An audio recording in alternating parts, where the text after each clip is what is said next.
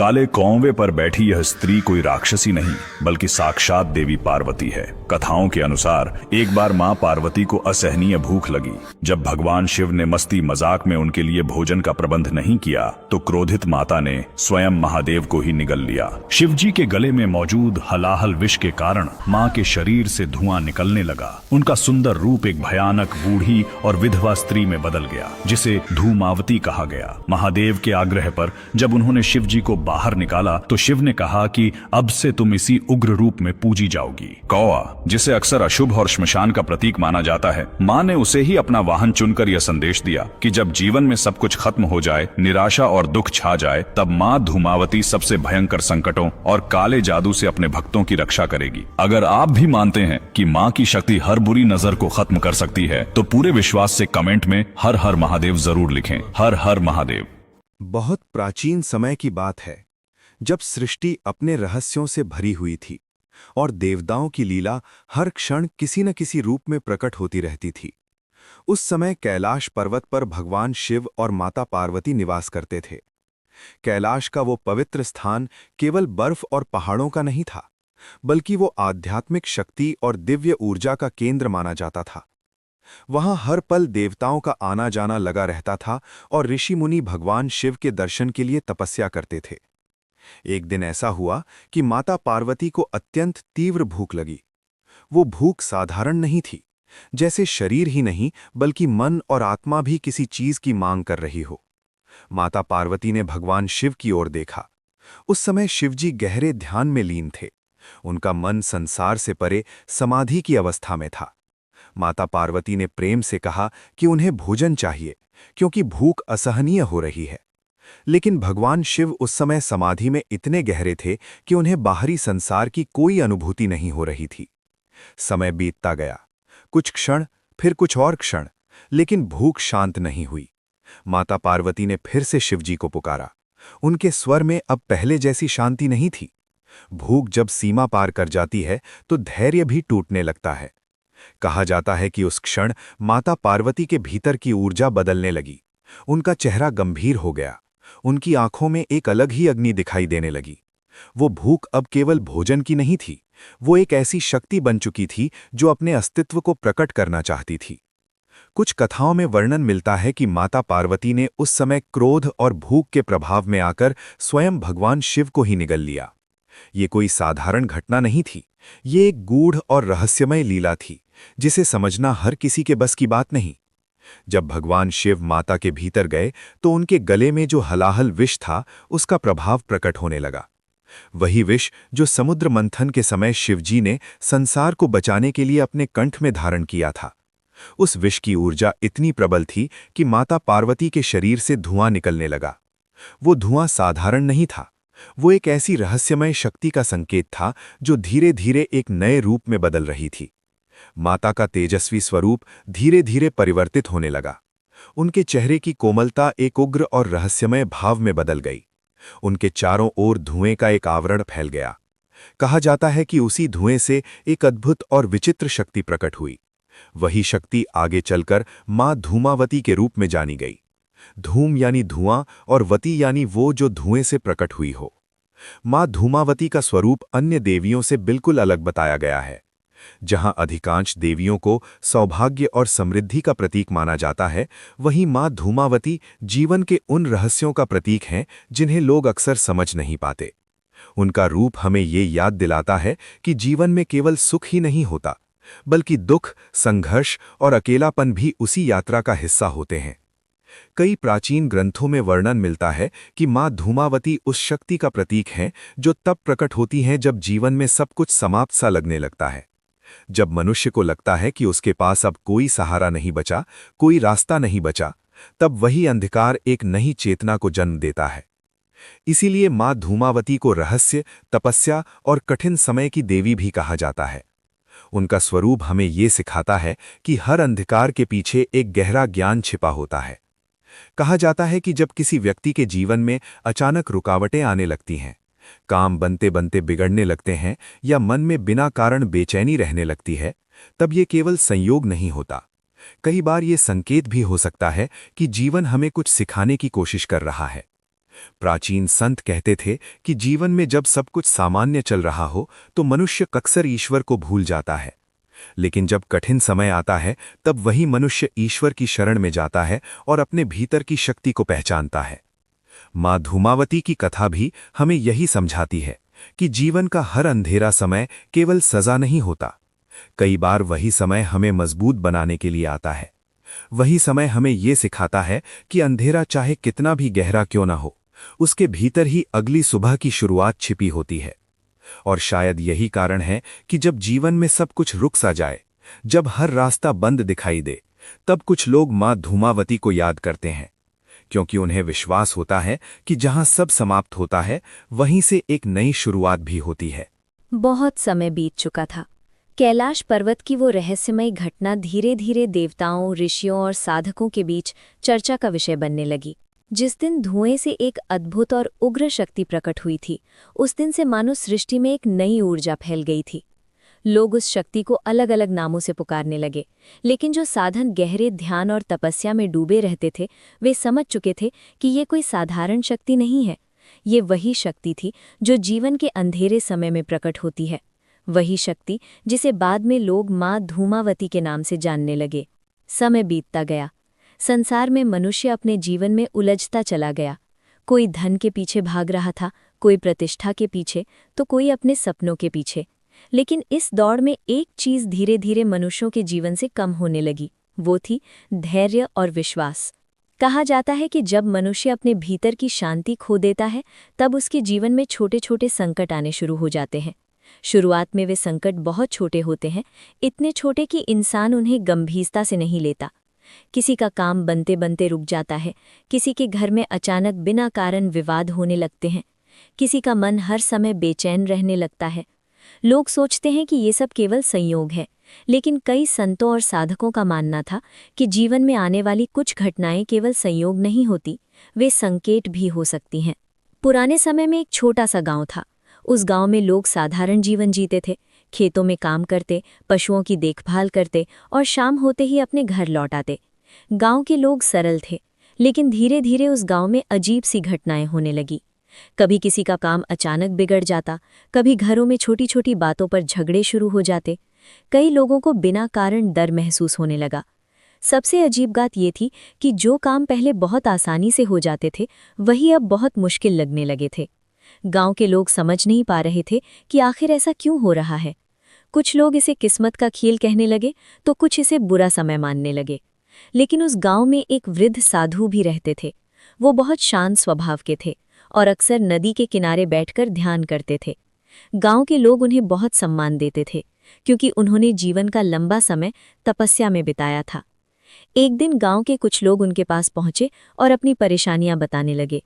किसी ने कहा कि उसका व्यापार लगातार घाटे में जा रहा है, किसी ने कहा कि घर में हर समय तनाव बना रहता है।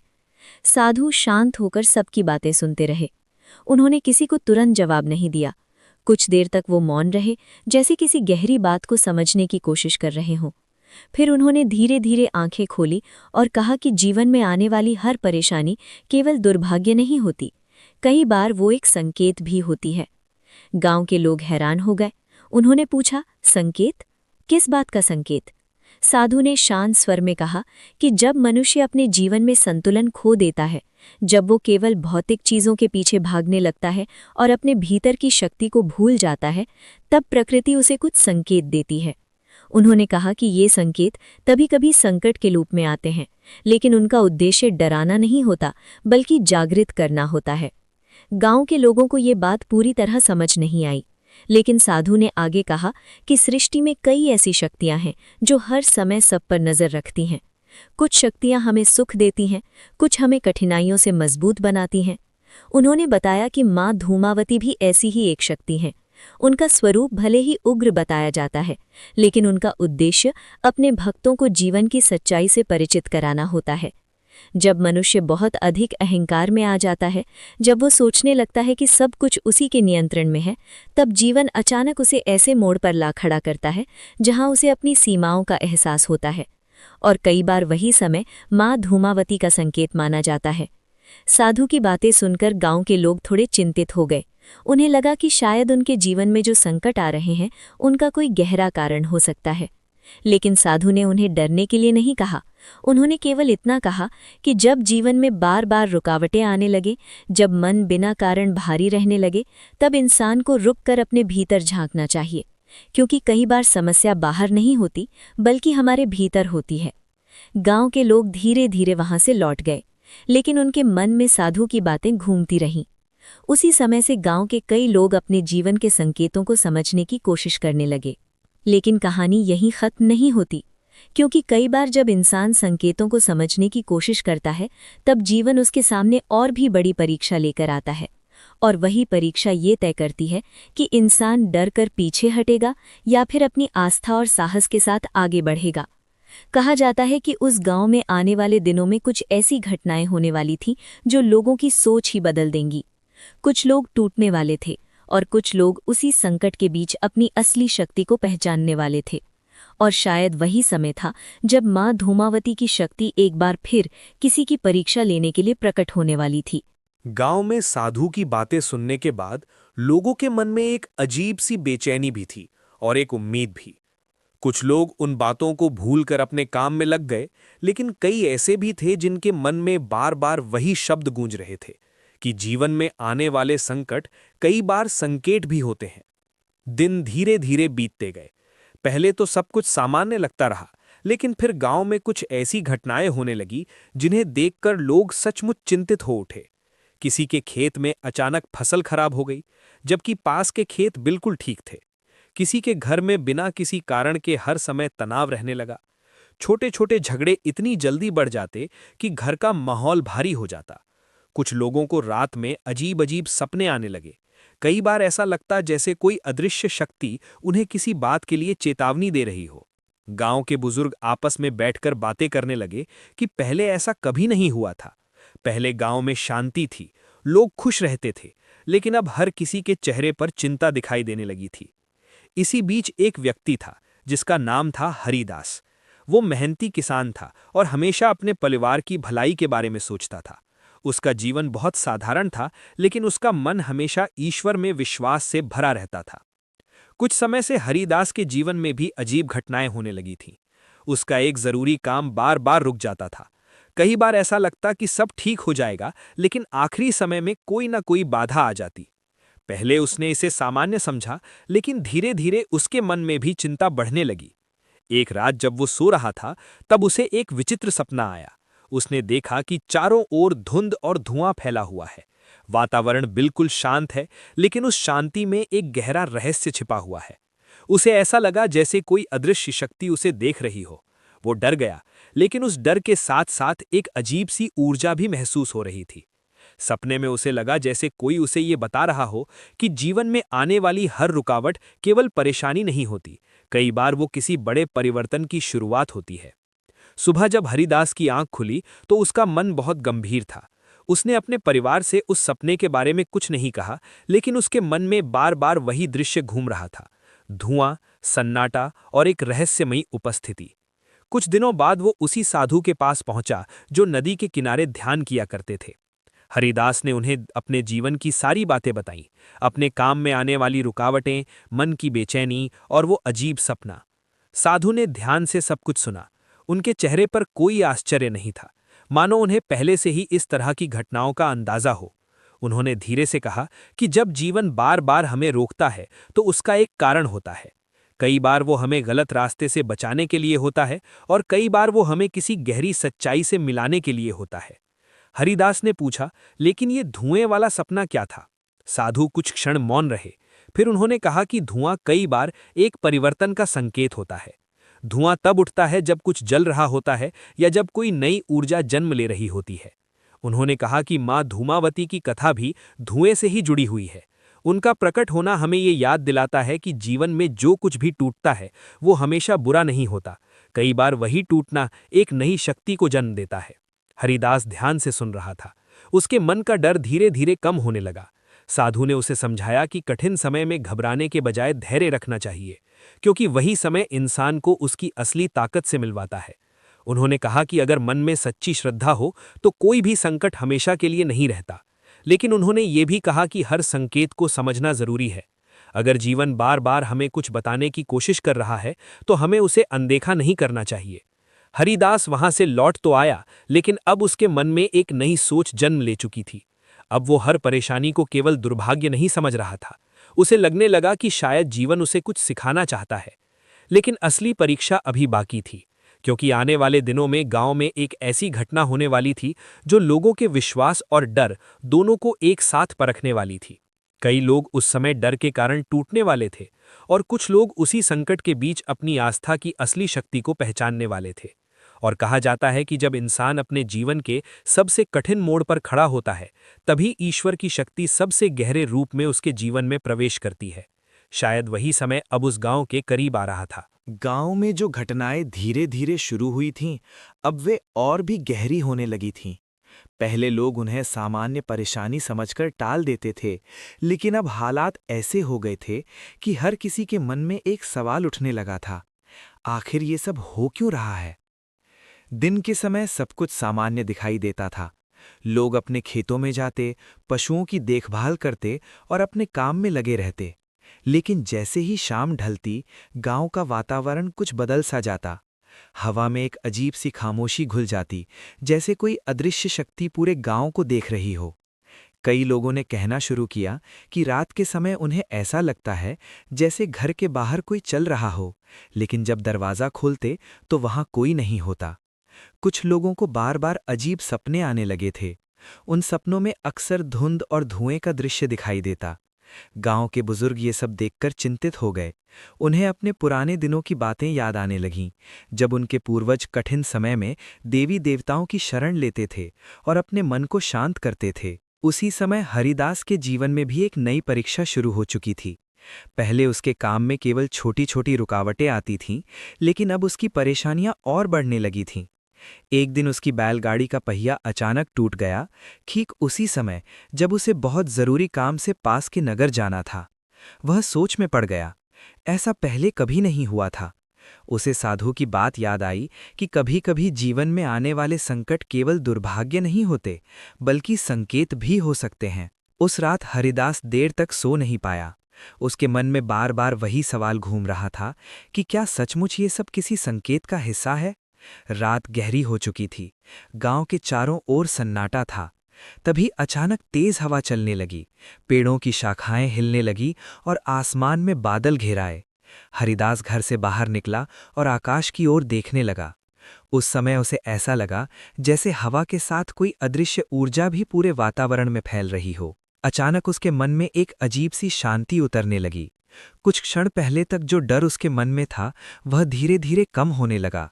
उसे साधु की एक बात याद आई कि जब जीवन में अंधेरा बढ़ता है, तब समझ लेना कि कोई नई रोशनी जन्म लेने वाली है। अगले दिन सुबह हरिदास फिर से साधु के पास पहुंचा। इस बार उसके साथ गांव के कुछ और लोग भी थे। सबके मन में अपने अपने सवाल थे। साधु नदी के किनारे शांत बैठकर ध्यान कर रहे थे। जब उन्होंने आंखें खोलीं तो गांव वालों के चेहरों पर चिंता साफ दिखाई दे रही थी। उन्होंने धीरे से पूछा, क्या हुआ? गांव वालों ने एक एक करके अपनी सारी परेशानियां बताईं। किसी ने अपने घर की कलह की बात कही, किसी ने अपने काम के रुकने की और किसी ने अपने डरावने सपनों की। साधु ने सबकी बातें ध्यान से सुनी। फिर उन्होंने बहुत शांत स्वर में कहा कि जीवन में आने वाले ऐसे समय हमें डराने के लिए नहीं आते, वे हमें जागृत करने के लिए आते हैं। उन्होंने कहा कि माँ धूमावती का स्वरूप अक्सर लोगों को डरावना लगता है, लेकिन असल में वह एक गहरी सच्चाई का प्रतीक है। जब मनुष्य अपने जीवन में बहुत अधिक भ्रम और लालच में उलझ जाता है, तब प्रकृति उसे ऐसे समय से गुजरने देती है जहां वो अपने भीतर की शक्ति को पहचान सके। साधु ने आगे कहा कि माँ धूमावती की शक्ति हमें यह सिखाती है कि हर अंधकार के पीछे एक गहरा ज्ञान छिपा होता है। गांव के लोग ध्यान से उनकी बातें सुन रहे थे। उनके मन का डर थोड़ा कम हो गया था, लेकिन अभी भी उनके मन में एक सवाल था, क्या ये संकट और बढ़ेगा? साधु ने कुछ क्षण तक मौन रहकर नदी की बहती धारा को देखा। फिर उन्होंने कहा कि हर परीक्षा का एक उद्देश्य होता है। अगर इंसान डरकर हार मान ले तो वह परीक्षा उसे तोड़ देती है, लेकिन अगर वह धैर्य और विश्वास बनाए रखे तो वही परीक्षा उसे पहले से कहीं अधिक मजबूत बना देती है। उन्होंने गांव वालों से कहा कि उन्हें अपने मन को शांत रखना चाहिए और एक दूसरे का साथ नहीं छोड़ना चाहिए, क्योंकि कठिन समय में सबसे बड़ी शक्ति एकता और विश्वास होता है। गांव के लोग वहां से लौट तो आए, लेकिन अब उनके मन में पहले जैसी घबराहट नहीं थी। उन्हें महसूस हो रहा था कि शायद यह समय उन्हें कुछ सिखाने के लिए आया है। लेकिन उसी रात गांव में एक ऐसी घटना हुई जिसने सबको चौंका दिया। आधी रात के समय अचानक पूरे गांव में तेज हवा चलने लगी। आसमान में बादल गरजने लगे और कुछ ही देर में बारिश शुरू हो गई। लोग अपने घरों में बैठे ये सब देख रहे थे, लेकिन उसी समय कुछ लोगों ने दूर पहाड़ी की ओर देखा और उन्हें ऐसा लगा जैसे वहां धुएं का एक बड़ा गुबार उठ रहा है। वह धुआं धीरे धीरे आकाश में फैलता जा रहा था। कई लोगों के मन में अचानक वही नाम गूंज उठा, मां धूमावती। किसी को समझ नहीं आ रहा था कि यह केवल एक प्राकृतिक घटना है या किसी गहरे रहस्य की शुरुआत, लेकिन इतना जरूर था कि उस रात के बाद गांव का जीवन पहले जैसा नहीं रहने वाला था, क्योंकि कभी-कभी जीवन में आने वाला एक ही क्षण सब कुछ बदल देता है।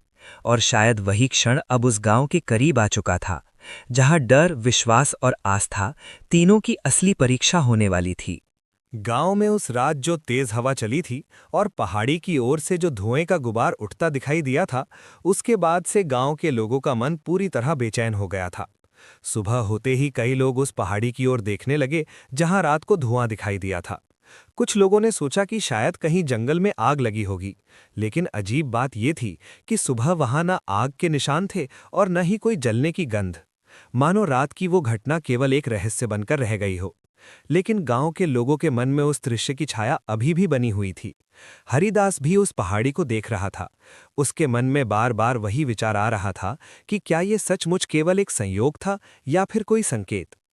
उसी दिन वो फिर से नदी किनारे साधु के पास पहुंचा। इस बार उसके साथ गांव के और भी लोग थे। सभी के चेहरे पर एक ही सवाल था। साधु शांत बैठे थे। उन्होंने सबको बैठने का इशारा किया। कुछ देर तक वहां केवल नदी की बहती धारा की आवाज सुनाई देती रही। फिर साधु ने धीरे धीरे बोलना शुरू किया। उन्होंने कहा कि संसार में कई घटनाएं ऐसी होती हैं जिन्हें हम केवल संयोग समझते हैं, लेकिन उनका संबंध हमारे भीतर चल रही ऊर्जा से भी होता है। जब जीवन में बहुत अधिक उलझन, भय या रुकावटें आने लगती हैं, तब प्रकृति हमें रुककर सोचने का अवसर देती है। उन्होंने गांव वालों से पूछा, क्या तुम सबने कभी ध्यान दिया है कि जब मन बहुत व्याकुल होता है तब छोटी सी घटना भी बड़ी लगने लगती है? लोग चुपचाप सुनते रहे। साधु ने आगे कहा कि मां धूमावती का स्वरूप हमें यही सिखाता है कि जीवन के कठिन समय से डरना नहीं चाहिए, क्योंकि वही समय हमें हमारी असली ताकत दिखाता है। उन्होंने बताया कि कई बार संकट केवल इसलिए आते हैं ताकि इंसान अपने भीतर झांक सके, वो समझ सके कि असली शांति बाहर नहीं बल्कि भीतर होती है।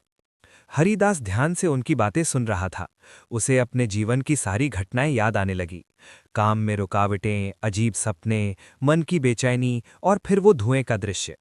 साधु ने धीरे से कहा कि जब जीवन में बार बार रुकावटें आएं, जब मन बिना कारण भारी रहने लगे, जब घर में छोटी छोटी बातों पर तनाव बढ़ने लगे, तो ये केवल दुर्भाग्य नहीं होता। कई बार ये संकेत भी हो सकता है कि हमें अपने जीवन में कुछ बदलने की जरूरत है। उन्होंने कहा कि ऐसे समय में सबसे पहले मन को शांत करना चाहिए, ईश्वर का स्मरण करना चाहिए और अपने व्यवहार को भी देखना चाहिए, क्योंकि कई बार संकट बाहर से नहीं आते बल्कि हमारे ही कर्मों और विचारों से जन्म लेते हैं। गांव के लोगों ने पहली बार इस बात को इतने गहराई से समझा। उन्हें लगा कि शायद वे अपने जीवन की भाग-दौड़ में कई जरूरी बातों को भूल गए थे। साधु ने उन्हें एक सरल मार्ग बताया। उन्होंने कहा कि अगर मन में सच्ची श्रद्धा हो तो कोई भी व्यक्ति अपनी परेशानियों को धीरे धीरे कम कर सकता है। उन्होंने कहा कि सुबह जल्दी उठकर शांत मन से ईश्वर का स्मरण करो, अपने घर में एक दीपक जलाओ और मन ही मन प्रार्थना करो कि जीवन की नकारात्मकता दूर हो। अगर संभव हो तो किसी जरूरतमंद को भोजन या अनाज दान करो, क्योंकि दान केवल किसी और की मदद नहीं करता बल्कि हमारे भीतर की कठोरता को भी पिघला देता है। गांव के लोगों ने उस दिन साधु की बातों को बहुत गंभीरता से सुना। उन्हें लगा कि शायद यही वो मार्ग है जिससे उनके जीवन की उलझनें धीरे धीरे सुलझ सकती हैं। उस दिन के बाद गांव के कई लोगों ने अपने जीवन में छोटे छोटे बदलाव शुरू किए। सुबह जल्दी उठना, प्रार्थना करना, आपस में झगड़ा कम करना और जरूरतमंदों की मदद करना, ये सब धीरे धीरे गांव की दिनचर्या का हिस्सा बनने लगा। कुछ समय बाद लोगों ने महसूस किया कि उनके जीवन में शांति लौटने लगी है। घरों का वातावरण पहले से हल्का लगने लगा, काम भी धीरे धीरे बनने लगे। हरिदास ने भी महसूस किया कि उसके मन का डर अब कम हो चुका है। अब वो हर परेशानी को डर की नज़र से नहीं देखता था, बल्कि उसे एक सीख की तरह समझने लगा था। एक दिन वो फिर से नदी किनारे साधु के पास गया और बोला, अब मुझे समझ में आ गया है कि संकट हमें डराने नहीं बल्कि जगाने आते हैं। साधु मुस्कुराए और बोले, यही माँ धूमावती की असली शिक्षा है। उन्होंने कहा कि माँ धूमावती का स्वरूप हमें ये याद दिलाता है कि जीवन में अंधेरा भी जरूरी है, क्योंकि उसी से प्रकाश की कीमत समझ आती है।